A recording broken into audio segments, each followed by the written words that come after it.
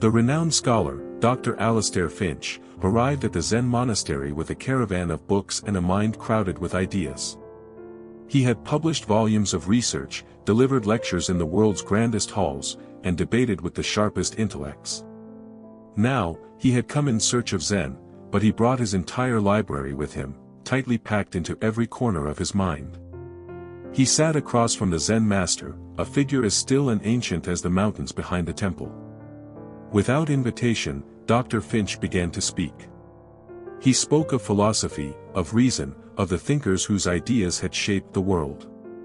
His words flowed freely, confidently, like a waterfall after spring's thaw.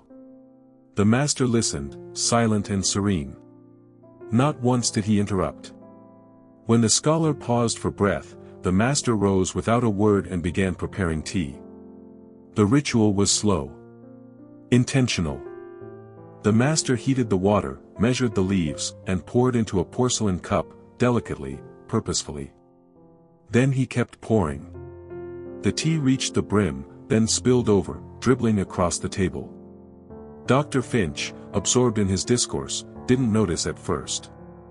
But soon the warm liquid crept toward his fine silk robes. "It's full," he cried out, finally breaking from his monologue. "Master, the cup is overflowing." The master stopped pouring. He looked up with a calm smile, eyes twinkling with quiet knowing. "Yes," he said gently. "Like your mind." Dr. Finch blinked. "You are so full of your own thoughts, your knowledge, your theories, your conclusions, that there is no space left for anything else," the master continued. "How can I pour Zen into a cup that is already full?" The words landed heavier than any lecture the scholar had ever delivered. Dr. Finch felt the sting of truth. He had come seeking insight, but had arrived with pride, ego, and an unwillingness to listen.